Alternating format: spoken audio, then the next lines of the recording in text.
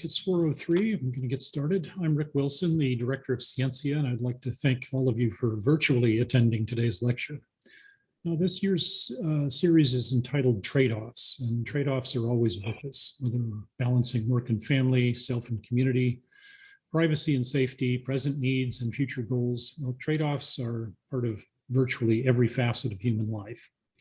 This year, Scientia looks at the science, philosophy, ethics, economics, and art of the balancing acts that are so much a part of the human condition. When we decided on this topics, we didn't realize just how important trade-offs would become as we decide how to work around COVID-19. Now, today's speaker knows a great deal about trade-offs that have confronted Houston as a major international city. Steve Klineberg is going to be talking about, and you can see the title there, the Prophetic City. And we'll discuss some of the difficult trade-offs that are going to inform our future. Stephen Klineberg is Professor Emeritus of Sociology at Rice University and is the founding director of the Kinder Institute for Urban Research. Steve received his BA at Haverford College and a diploma from the University of Paris and his PhD in social psychology from Harvard University. Steve took a position at Princeton and then was snared by Rice in 1972, and he's been here ever since. In his time at Rice, he's been an 8-time winner of the George R. Brown Award for Superior Teaching, and I believe that after 2008, he was barred from receiving the award any longer to give others a chance. I might note that so far it hasn't helped my chances. Steve founded the Houston Area Survey in 1982, and he has been carrying out the survey yearly since that point, offering unique insights into a city that's changed markedly over that time. Steve's latest book is the culmination of 35 plus years of the survey and is entitled Prophetic City, Houston on the Cusp of a Changing America. I might note that Steve has served many roles at Rice, including as a magister twice at Lovett, chair of sociology, and he's headed many university committees. Since 1994, he's been a member of Scientia. Well, Steve will be speaking for 40 minutes. I've told him 1 minute per year of the survey, and you're invited to ask your questions using the Q&A function anytime during the course of the talk, and I'll relay the questions to Steve at the end of the lecture. It is my great pleasure to introduce and have Steve Klineberg talk about the future and trade-offs. Thank you, Steve. It's all yours. Rick, thanks so much. Great pleasure and honor to be here. And I've had this great privilege, as Rick mentioned, to be a member of Scientia for many years. And this is a great organization that reminds us of the tremendous quality of this faculty across all the different divisions and schools and disciplines. And just a great honor for me to be here to share with you what we think we've learned from 39 years of systematic surveys in this city. We ended the surveys last year just before the pandemic hit. So our new survey, the 2021 survey, will give us a chance to focus on what's happened during the pandemic. But the big story is how fundamentally different the city has become from what it was during its heyday of economic prosperity. Between 1901 and 1982, Houston was the epitome of the American ideology of minimum government, maximum freedom for free enterprise. Now having to rethink its growth strategies that made sense when Houston was a perpetual boomtown, riding the East Texas oil fields to continued prosperity, doubling in population every year throughout the 20th century. And just the epitome of the boomtown America, the golden buckle on the Sun Belt, the free enterprise city, the bastion of laissez-faire capitalism. We Houstonians proudly proclaimed ourselves to be the epitome of what Americans can achieve when left unfettered by zoning, government codes, government regulations, excessive taxation. We were where the America was finding its greatest fruition. The saying was, people would say, who cares if it's ugly? So what if it smells? It's the smell of money. Come on down. The best measure, the best expression of this ideology during the 20th century comes from Robert Fisher, professor of social work at the University of Houston, who said the ideological thrust in Houston in the 20th century has been anti-government, anti-regulation, anti-planning, anti-taxes, anti-anything that seemed to represent in fact or fantasy an expansion of the public sector or a limitation on the economic prerogatives and activities of the city's business community. This was boomtown America. Between 1970 and 1982, 1 million people moved into the city, coming from at the rate of 1,380 people a week, 230 cars and trucks every day being added to the streets and freeways of Harris County. Greatest boom anyone had seen, brought about by the tenfold increase in the value of oil. This was a one company town. 82% of all the jobs in Houston were tied into the price of oil. Price of oil increased tenfold during the 1970s. As I say, booming America. We Houston said to everybody else in America, this is, you guys have socialism, we have free enterprise.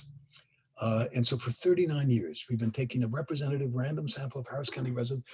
It fell to my lot back in 1982 to teach a research methods class to sociology majors. Houston was booming, as I say. And a friend of mine just started a new survey organization. I was originally planning to have us do a survey of freshmen and seniors at Rice. And instead, we did a survey of a representative random sample of Houstonians, asking people, how do you balance this growing growth with concerns about traffic, pollution, crime? One-time survey. 2 months later, the oil boom collapsed.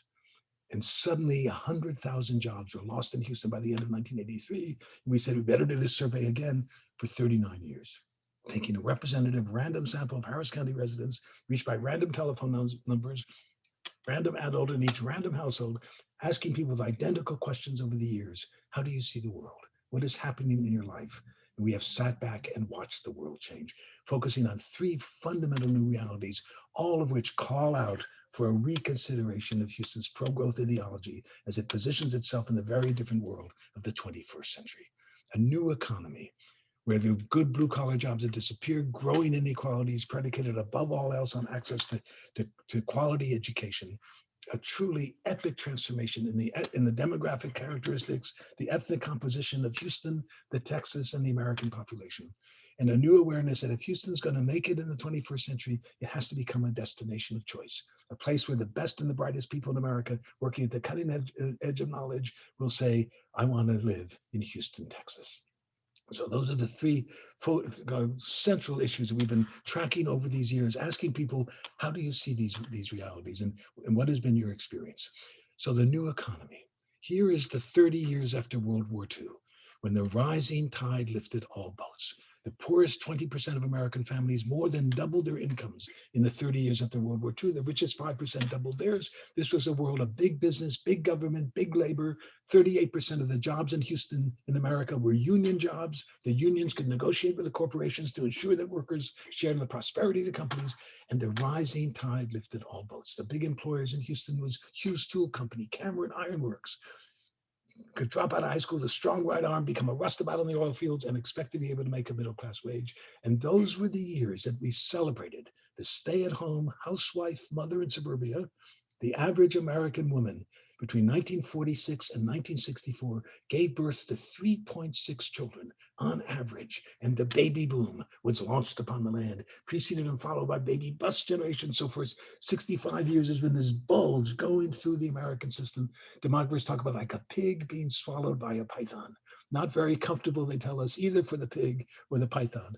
The leading edge of those 76 million babies born in that incredible period after World War II, the leading edge turned 75 this year. And we are going to watch a literal doubling of the number of Americans over the age of 65 in the next 15 years. By 2030, the youngest of the 76 million will have turned 65, heading off into the proverbial sunset, being replaced by a very different generation of Americans. It is one of the epic transformations, the aging of Anglos, and the young people disproportionately a microcosm of the world, as I'll get back to in just a second. This is the 30 years after World War II. Here are the last 35 years, when virtually all the benefits of economic growth have gone to the richest 5%, most of that to the richest 1%. The bottom 60% of American households whose incomes had doubled during the 30 years after World War II have found their incomes basically stagnating in the last 35 to 40 years. And all the benefits of economic growth have gone to the richest 20 and 15 and 5%. What happened? Why did the economy change so profoundly? 2 big things happened, and then for 30 years, 40 years, a total failure on the part of our American political system to address those issues and ensure that young people in the city and country are prepared to succeed. 2 big things happened. Number one, of course, globalization. Companies can now produce goods anywhere, sell them everywhere. If you are doing a job that I can train a third world worker to do, and I pay that third world worker $15 a day to do that job, I'm not going to pay you $15 an hour. And we are at the beginnings of the robotics revolution. If you're doing a job I can program a computer to do, I will soon be replacing your job with an intelligent machine. We are in a new world where education, always a nice thing to have, but never important in Houston or Texas. The big Texas fortunes were made from land, cotton, timber, cattle, oil. We're in transition from a world where the source of wealth was natural resources into a world where the source of wealth is knowledge, technical skills, and the growing inequalities predicated above all else on access to quality education. Here's one piece of evidence for this. This is a Georgetown University Center on Education and the Workforce, the educational requirements for jobs across America. In the 1970s, there were 91 million jobs in this country. Of those 91 million jobs, 1/3 you were eligible for as a high school dropout. Another 40% required no more than high school. And that was the 1970s. And then here's what's happened to the American jobs since then. And by 2020, 65% of all the jobs that now exist in America will require education beyond high school. Not necessarily 4 years of college, but 1 or 2 years in the community college to acquire the technical skills that connect you to the jobs of the 21st century. There's a major shortage in Houston of skilled welders, of skilled electricians, of skilled health technicians. Not necessarily 4 years, but at least 14 years of education in order to qualify for the jobs of the 21st century. And the public is increasingly understanding this. Here's one of the measures over these years. We asked people, which comes closest to your opinions about the public schools in Houston? The schools have enough money, if it was used wisely, to provide a quality education, or in order for the schools to provide a quality education, significantly more money will be needed. During the 1990s, the overwhelming belief, 55 to 37%, was the schools have all the money they need. It's being wasted. And then there was a 50-50 split during the first decade of the 21st century, came back in 2018, and then checked it again in 2020, suddenly a reversal, 55% now say the schools will need significantly more money to provide a quality education. This is a sea change in the general public's understanding of how critical education has become. Here's another indication of some of this. As we ask people, are you in favor or opposed to increasing local taxes in order to provide universal preschool education for all children in Houston? You start a question with increasing local taxes? No. And to our surprise, in 2018, 67% were in favor of increasing local taxes to provide universal preschool. Came back in 2020, 50% now strongly in favor, 70% in favor, recognizing how critical that education is from the beginning. One of the moments of truth in American education is third grade reading. If you're not reading at the third grade level in third grade, you are 4 times more likely to drop out of high school. And the single most powerful predictor whether you can read at the third grade level is, did you start kindergarten ready to learn to read? And rich kids in Houston start kindergarten 1.5 to 2 years ahead of poor kids. The brain is growing by 40% between birth and age 6. And that's when the synapses form, and the public understands that. And even though there's this support, Houston is behind San Antonio and Dallas in the percentage of kids from poor families who have access to quality preschool education. The best return on investment comes with quality preschool. And it's an interesting thing to see, again, the general public understanding that, even though we have not yet translated that into effective action. Growing inequalities in Houston and America, predicated above all else on access to quality education. Some evidence of all this. This is all, again, before the pandemic hit and exacerbated the inequalities in America, in the city. Almost 39% said they could not come up with $400 to meet an emergency expense. Houston has the greatest medical complex in the world in the Texas Medical Center, and we have the highest percentage of children without health insurance of any major city in America. 1/4 of all the respondents in our survey said they and their families had no health insurance whatsoever. 1/3 were making do on household incomes of less than $37,000. 1/3 said they had problems paying for the groceries to feed their families, and another 1/3 had difficulty paying for housing during the past year. Deepening inequalities predicated on access to quality education. And again, the public is understanding that people are poor in this country today, not because they're not willing to work hard, but because of circumstances they can't control.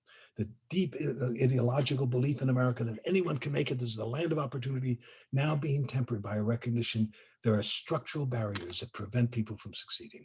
Here's a series of questions that reflect some of this. Agree or disagree, the government should take action to reduce income differences between rich and poor in America. 45% growing to 61%. Government should see to it that everyone who wants to work can find a job. 69, 64, going to 75, 79. Do you think most people who receive welfare benefits are really in need of help? Or they're taking advantage of the system? Percent saying they're really in need of help went from 31% to 47%.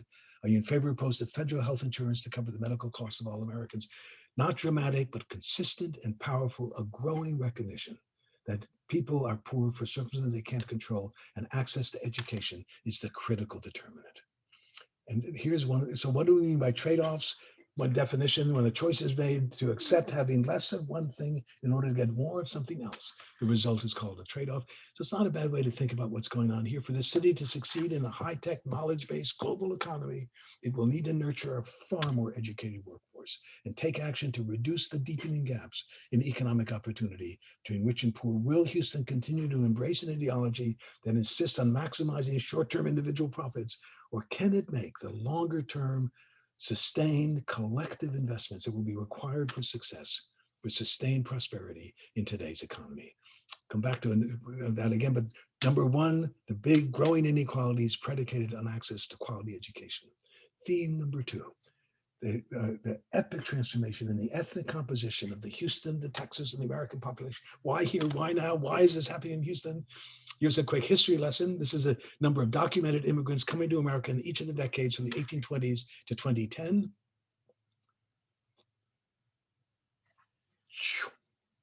One of the big stories of our lifetimes is that between 1492 and 1965, 82% of all the human beings on the face of this earth who came to American shores, 82% came from Europe. Another 12% were Africans originally brought here as slaves to serve the Europeans. There was a handful of Chinese and Japanese working as farmers and laborers in California and Hawaii. This nation was an amalgam of European nationalities, deliberately so. We were operating under the last 40 years of that period, between 1924 and 1965, under one of the most viciously racist laws the U.S. Congress ever passed, the National Origins Quota Act. And it came out of the great anti-immigrant racist backlash that accompanied the last great wave of immigration, when 15.9 million immigrants poured into America between 1890 and 1914, coming from Europe, but not coming from Northern Europe. They were coming from Southern and Eastern Europe, and they weren't Protestants, they were Catholics and Jews, and they were coming to take our jobs and destroy our country. We've got to stop them. And in 1924, we enacted this incredible act that said, from now on, only Northern Europeans will be allowed to come to this country. Use the new science of psychology and the IQ test to declare in the act, science has proven that there are three subspecies of the white race.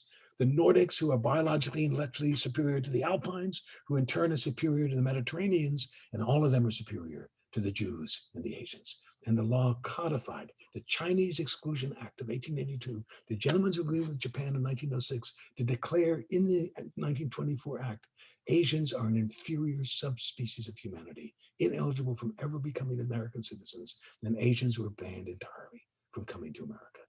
The law of the land through the 20s, 30s, 40s, 50s. You can see what happens to immigration. It plummets. That's, of course, the Great Depression in the 1930s, followed by World War II, the terrible aftermath of World War II. We thought immigration had ended. The racist laws could not survive the shifts of consciousness of the civil rights movements, Kennedy's assassination. In 1965, Congress changed the laws. We used to be a racist nation. We're not racist anymore. We'll give every country recognized by the UN. But we'll continue the hallmark of American immigration policy, which is family reunification. So if you're the father, mother, sister, brother, son, or daughter of an American citizen, you can come to the head of the line. Therefore, we think immigration has ended, but if it hasn't, we're going to give preference to people who are related to those who are already here. Then it added another provision. Say, well, if you're a professional of exceptional ability, or if you have skills that are demonstrably needed in short supply, you too can come to the head of the line. And Congress in its debates was saying, we need to open the door for some more British doctors, some more German engineers. It never occurred to anyone that there were going to be African doctors, Indian engineers, Chinese computer programmers, Filipino nurses who would be able for the first time in the 20th century to come to America.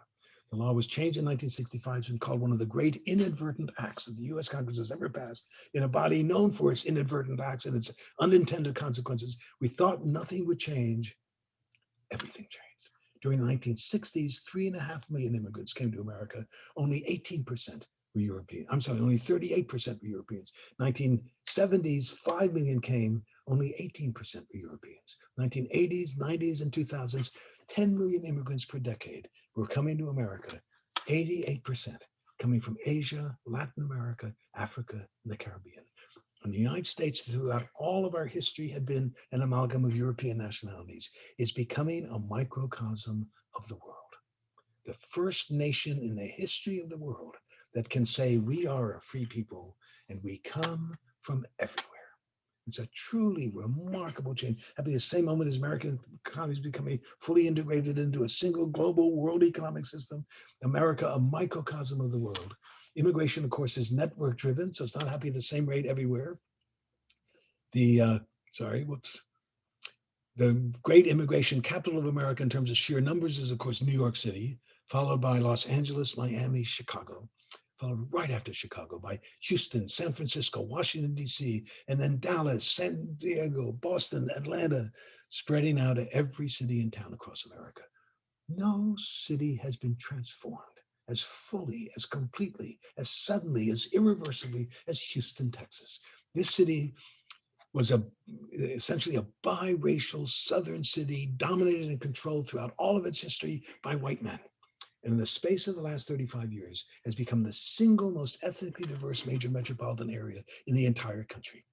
Here are the census figures. Here was our biracial world in 1960. There were 1.243 million of us living in Harris County, Texas. 74% were Anglos, 20% African Americans, just 6% Hispanics, less than 1/2% were Asians.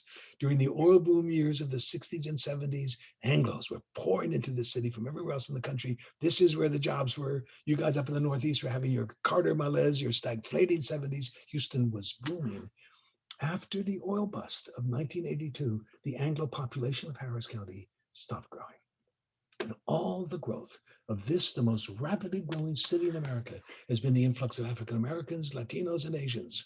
You can see the Anglo population stabilizes and then drops in 2000 and 2010. African American population keeping pace with the population as a whole, growing, fueled by African and Jamaican immigration, fueled by the great remigration of middle-class African Americans who've gone to northern cities in the 20s and 30s, coming back to southern cities, Atlanta first, Houston second, and then surging populations of Latinos and Asians. And the latest census estimates, we'll get the final count sometime next year.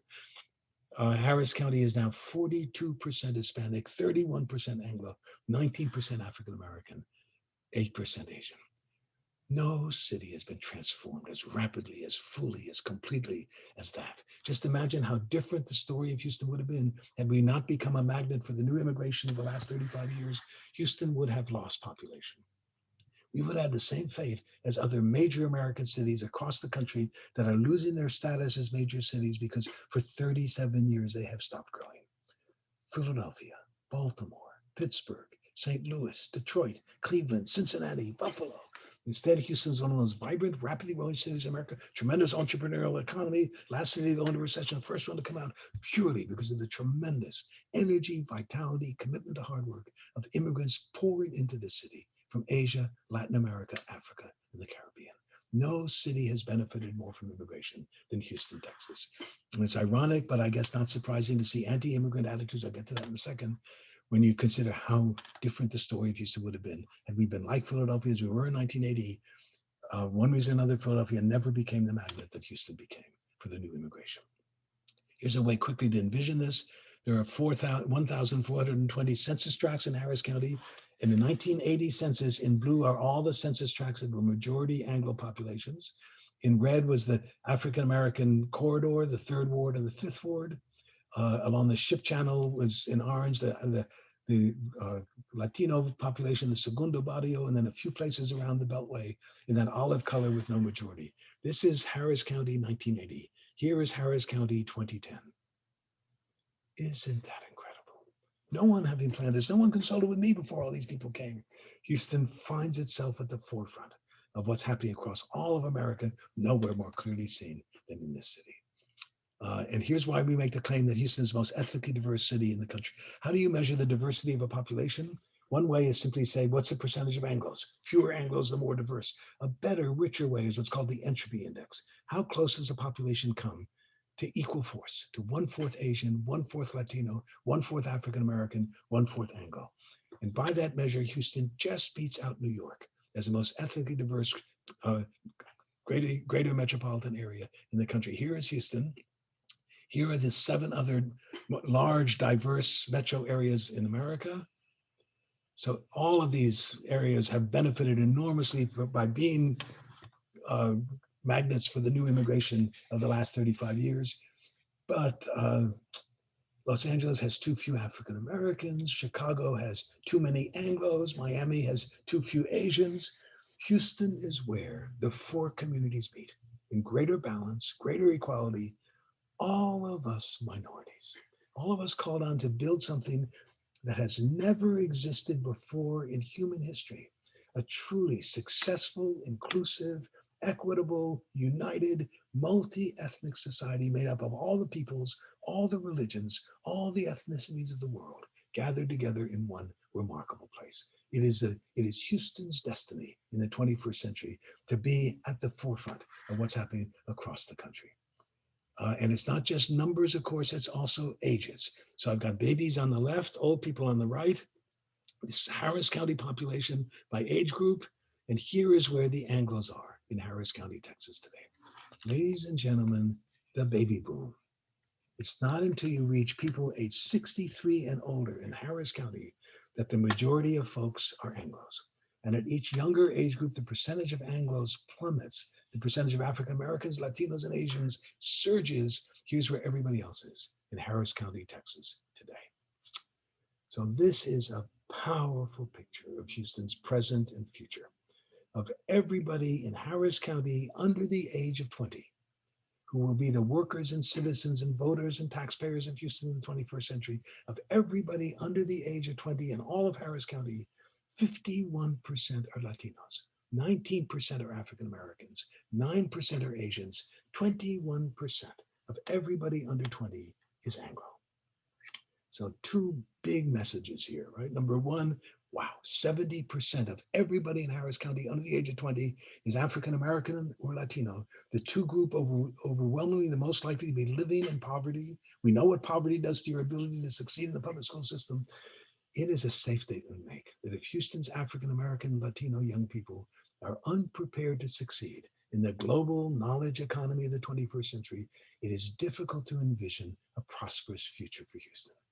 That is who we are and will be as the 21st century unfolds. And the other point to make is that this is a done deal. Close the borders, build your fence, close off America, round up those 10 million people you think are here illegally and send them wherever you think they're supposed to go.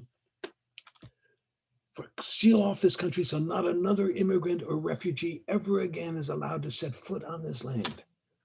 63-year-old Anglos are not going to be making a whole lot more babies.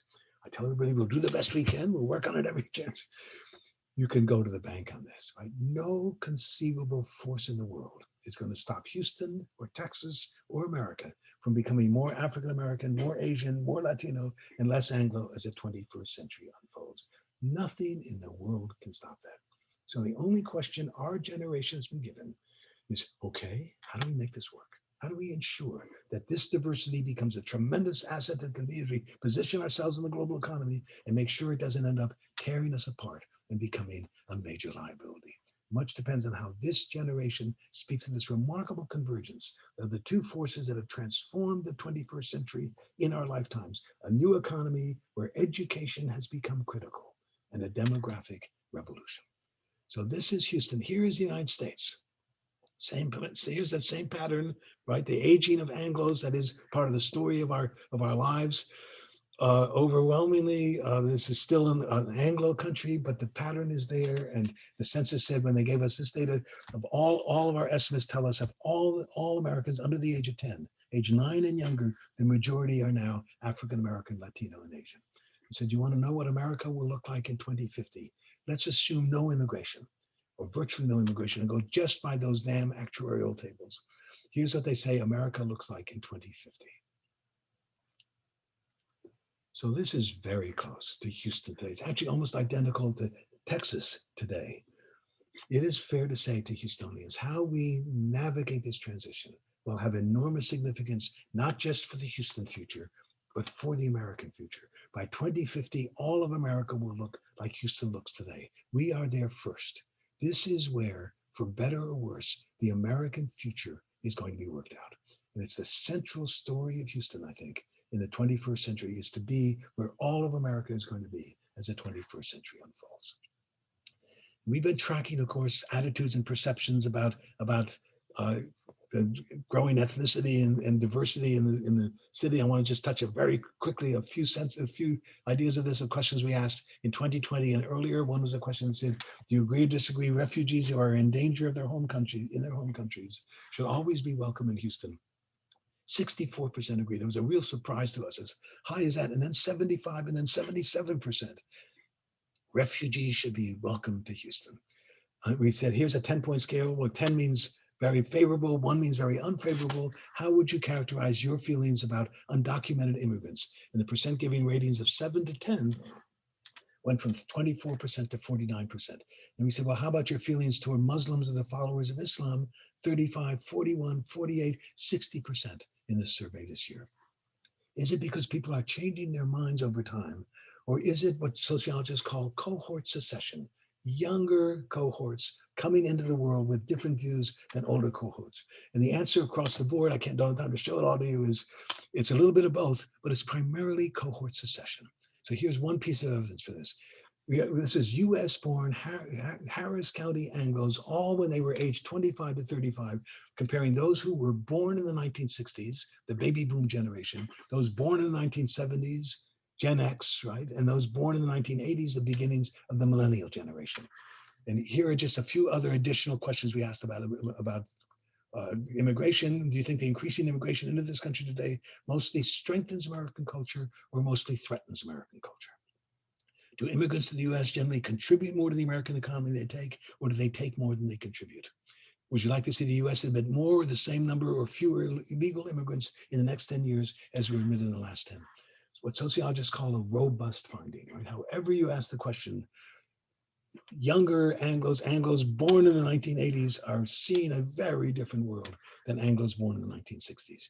Here's one other piece of evidence for this. We asked people, kind of fun question, have you ever been involved in a romantic relationship with someone who was not Anglo? And of Anglos under 40, 58, 61% said, thank you for asking. Yes, indeed, I have. Here it is for Anglos, 40 to 60.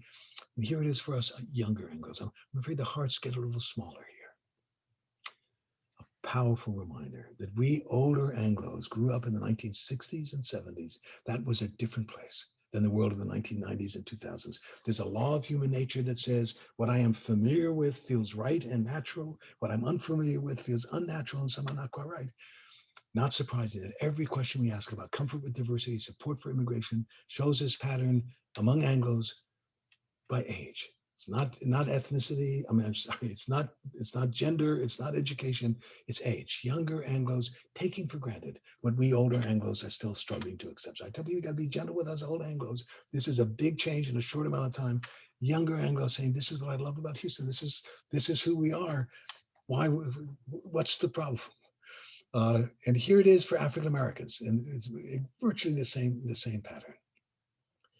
That reminds us that the younger cohorts of Harris County residents are coming together in a very different kind of world. I always tell people, I think the biggest challenge for the future of America and the future of Houston is not so much an ethnic divide as it is a class divide. A growing underclass and a growing middle class in each of the communities. And meanwhile, we are falling in love with each other, marrying, making multiracial babies in a way that indicates we're heading eventually toward a transracial world. We're certainly not there yet, but that's a big part of the phenomenon of America and Houston in the 21st century.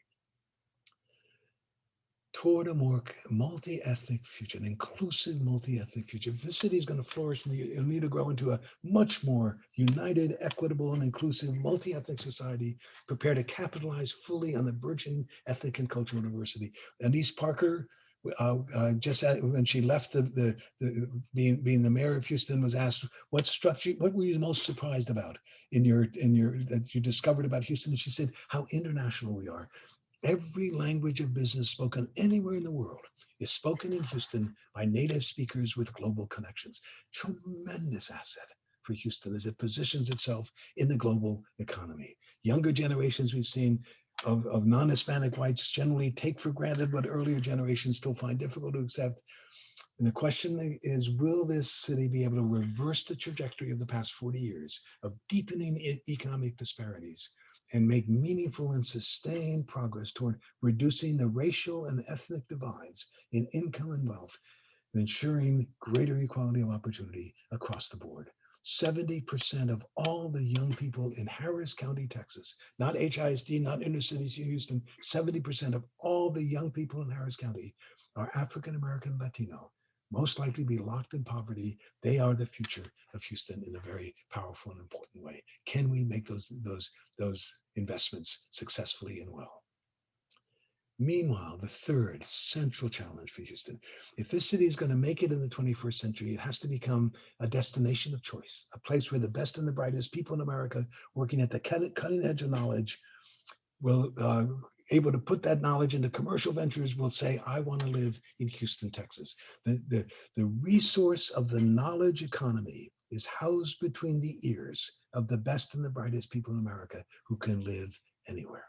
And suddenly quality of life issues have become central to the pro-growth agenda for Houston in the 21st century. And these are just pictures of reminders of how much we've been doing, in fact, to turn Houston into a much, much more attractive place than it was when, who cares if it's ugly, so what if it smells? And here's one example of what's happening here, right? This is a bayou city. This is why we flood. 11 major bayous in Houston, all draining floodwaters out to the Gulf of Mexico. We voted in 2012. The citizens of the city of Houston voted to build 150 miles of linear parks along all 9 of the major bayous in Houston, the bayous that were concretized in the cheapest possible way by the Army Corps of Engineers to serve as drainage ditches for our flooding problems. That's what we did down here in the 60s and 70s. No one thought of these as amenities of any value. We got flooding problems. We're going to straighten out these bayous and get the water out of here as fast as possible. 150 miles of linear parks along all 9 of the major bayous. So when the Bayou Greenways Initiative is completed sometime next year, 60% of everybody who lives within the city limits of Houston will be within a walkable mile of a bayou trail. Houston will become one of the greenest cities in America. This would have been inconceivable 15 to 20 years ago. It's a city self-consciously aware that it needs to reinvent itself if it's going to succeed in the 21st century. And of course, we flood, right? And so since Harvey, we've been looking at how people are dealing with the prospects of flooding. And here's just a few of the questions we've been tracking. 2018, 6 months after Harvey hit, 2019, 2020, do you agree or disagree? It's almost certain that the Houston area will experience more severe storms during the next 10 years compared to the past 10 years. Percent saying it's almost certain with 76, 75, jumping up, not significantly, but up to 77% in the survey this year. We said, well, how about in favor opposed to prohibiting any additional construction in areas of Houston that have repeatedly flooded? Whoa, prohibiting the construction, telling business people what they can do on their land, 71% dropping to 56%, and to our surprise, dropping back up to 65%. What's happening is that clearly the general public understands that flooding is real and central and critical to be addressed. And here's one other piece of evidence that shows this. We've been asking about global warming, of course, over these years. How serious a threat is climate change or global warming? Would you say it's a very serious problem, somewhat serious, or not much of a problem?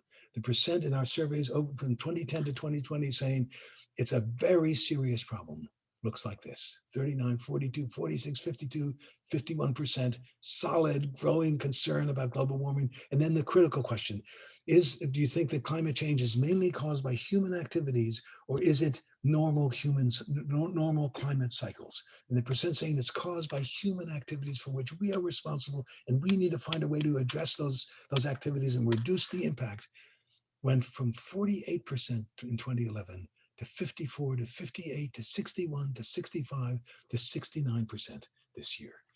You and I are living in a different world today. We see a different world. We recognize Houston and America are in the process of an energy transition to a post-carbon, low carbon emissions world. Houston is going to have to find a way either to lead that transition or be bypassed by the harnessing of solar energy and renewable energy resources and electric vehicles and so on. And Houston has a centrally important challenge to move from the oil and gas capital to the energy capital of the 21st century. And here's one final kind of interesting piece of Houston. Houston is, by some measures, one of the most spread out, least dense, most automobile dependent cities in all of America. This is the city of Houston. Covers 600 square miles and has a grand total of 2.2 million people. 600 square miles. You know how big that is? You could put inside the city limits of Houston, Texas, simultaneously, I kid you not, the cities of Chicago, Baltimore, Detroit, and Philadelphia. Those four cities together cover the same geographical space as the city of Houston, and they contain, among them, 5.5 million people. The city of Houston contains 2.2 million people. About 20 years ago, one of the observers of Houston said, what is striking about this city is that almost wherever you are, you think you're at the edge of town. And there's something to be said for that, right? There's growth and suddenly nothingness and suddenly growth again. Now we're beginning to fill in those interstices. If you go out to the greater Houston metropolitan area, the CMSA of Houston, CMSA covers 10,000 square miles. Here is Harris County. This is Fort Bend County. I forgot to mention, we think Fort Bend County may be the most ethnically diverse county on this planet. Fort Bend County today, with Kingwood and Sugarland and I'm sorry, not Sugarland, Missouri City. Fort Bend County today is 20% African American, 21% Asian, 24% Latino, 33% Anglo. You can't get much closer to one fourth than that, right? So this greater Houston metropolitan area covers a geographical space of 10,000 square miles. That is almost as large as the entire state of Massachusetts and considerably larger than the state of New Jersey.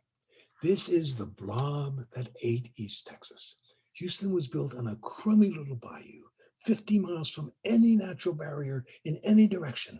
No mountains, no forests, no rivers, a developer's dream, built by, for, and on behalf of the automobile, made possible by air conditioning, and we spread everywhere. We've created a civilization totally predicated on the automobile. We've been asking people in our surveys, if you could live any way you wanted in Houston, what would you prefer? And here's just the final survey questions I want to show you. What kind of neighborhood would you like to live in? A single family residential area or an area with a mix of developments, including homes, shops, and restaurants? And over the years, it's unchanged, a 50-50 split.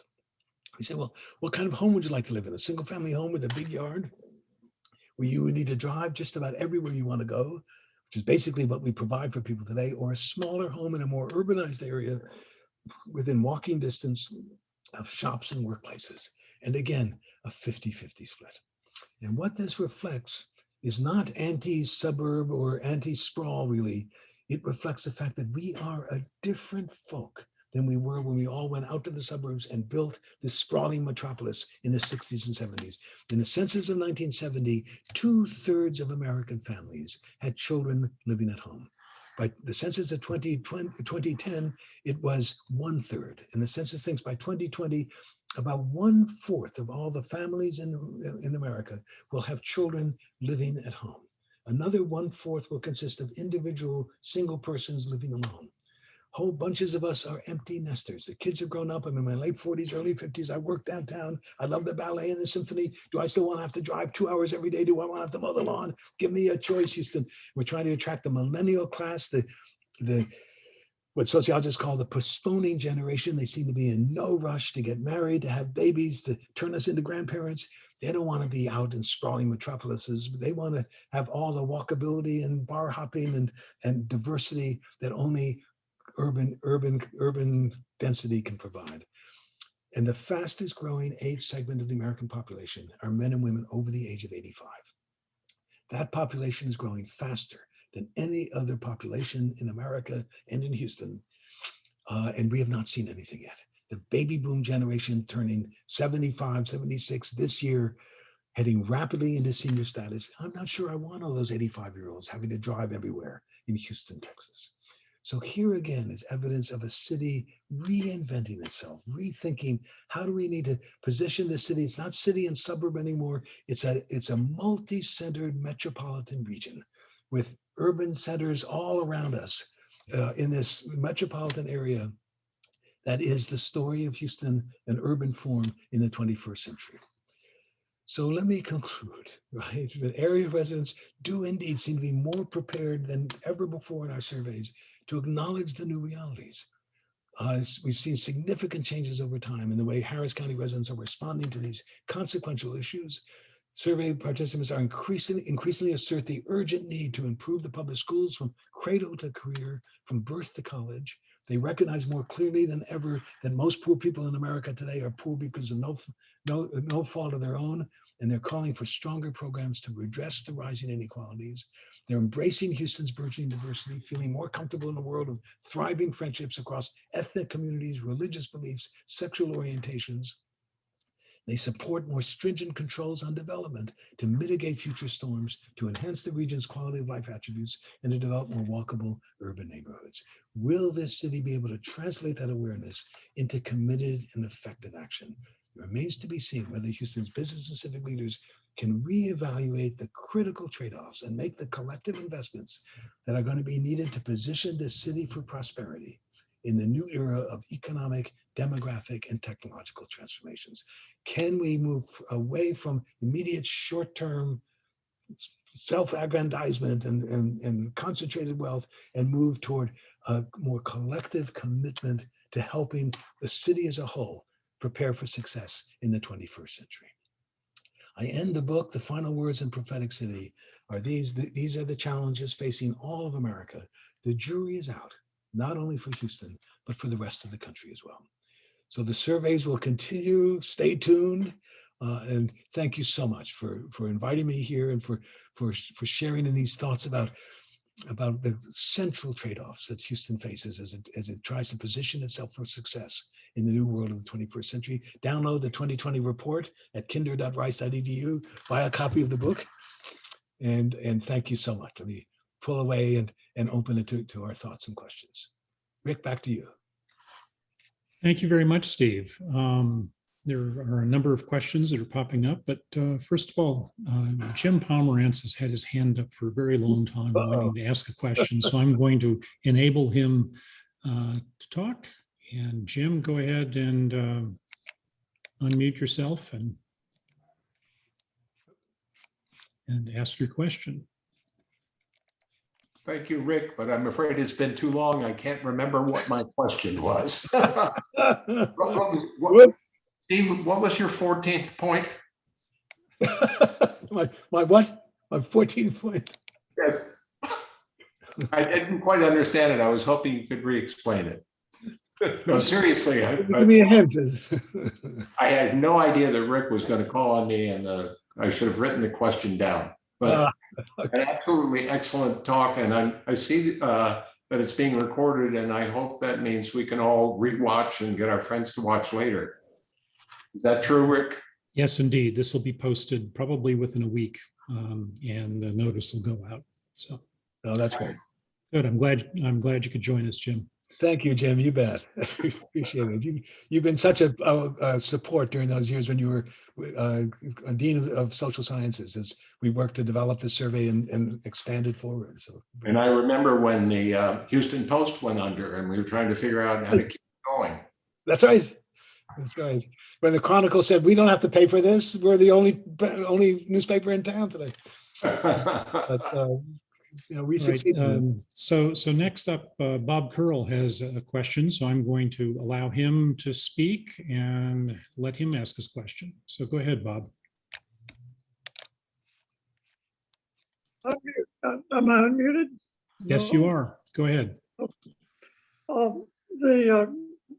The question I have is, what do you think that the intermarriage and bringing together of different groups is the same in different economic classes.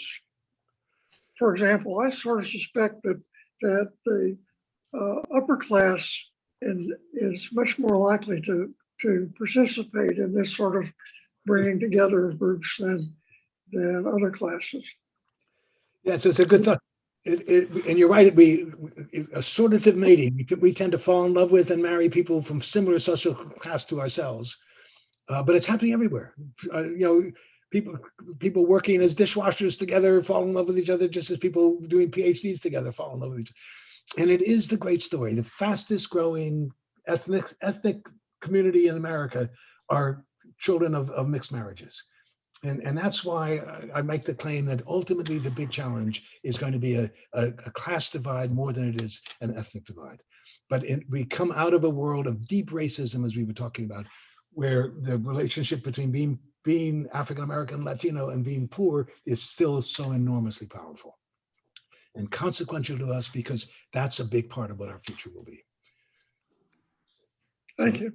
You bet. Thank you, Bob. Great to hear from you. Thank you for being here.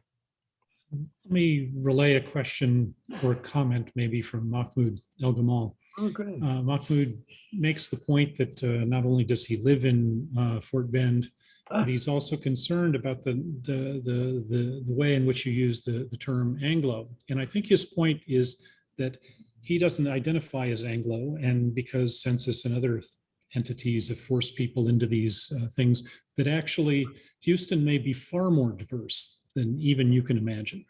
And so I don't think there's a question there. I think that's his point. But it's a very good point. And that diversity is real and central and increasingly confusing. And so what the census talks about is not Anglo, but non-Hispanic white. But that too, I mean, who's white anymore? And so many of us are, as I say, it's just a quick in our surveys of all the married US-born Latinos who are married, 28% are married to non-Latinos. Of all the marriages involving an Asian in the last 3 years across the country, more than a third involved a non-Asian.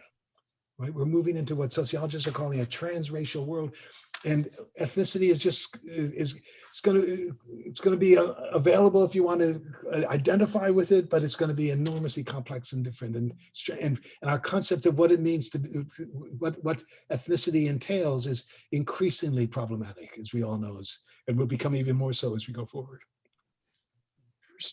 Excuse me, Kirsten Oster has a question. I'm going to let her ask it. Oh, great. All my buddies are here.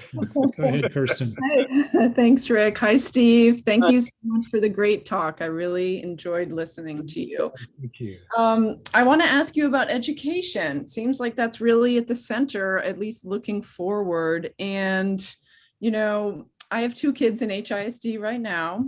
And so I've certainly been through all the turmoil of this past year with COVID. It's been so hard for teachers, and all of the kind of fracture points of the public school system have been just really on display.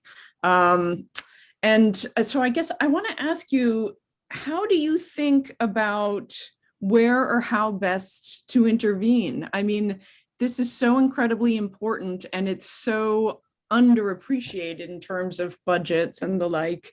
So, if you could wave a magic wand, what would you do to get education to public education to where it needs to be in Houston?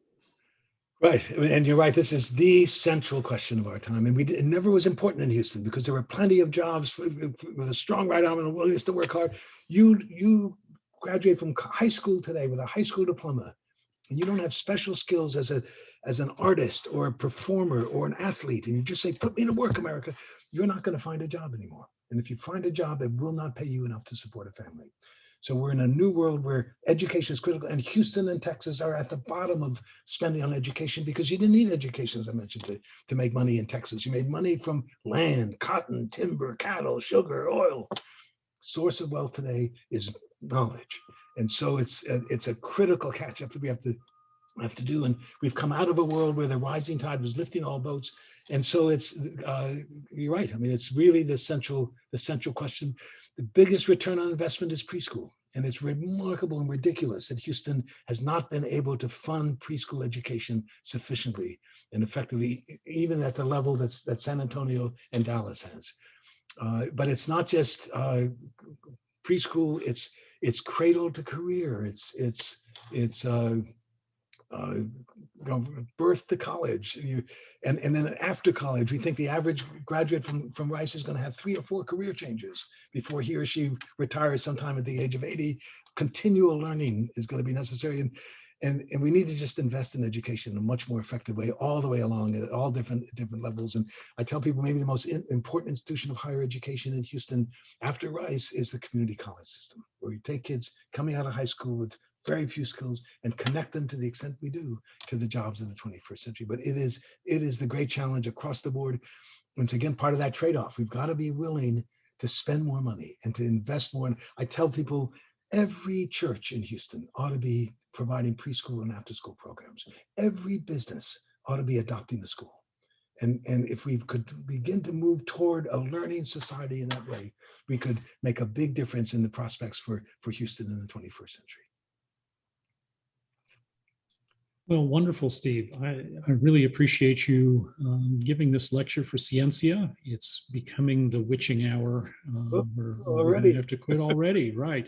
There are a few questions, both in chat and Q&A, and Michelle will send those on to you so you can respond via email if you'd like. This has been a real eye-opener to just ponder the kinds of changes that Houston has faced and is facing in the future, and the kind of trade-offs that are going to have to be made. So thank you very much for contributing to our series. I do want to note that please join us on Tuesday, April 20th at 4 p.m. We're going to have Gwyn Bradford and Mahmoud El-Gamal. And they'll be lecturing on right or left, the economic trolley problem, a really key problem in philosophy and economics and in the sciences generally. So I look forward to seeing you all there. I wish I could see you all in person. This has been a trying year, but nonetheless, I really appreciate your turnout, and I certainly appreciate, Steve, your giving your time and your wisdom to us. So thank you very much. You bet. Thanks, everybody. I wish you could hear the applause. Okay. You can imagine the applause. Great. Thank you. Great to be here. Thanks. Bye-bye.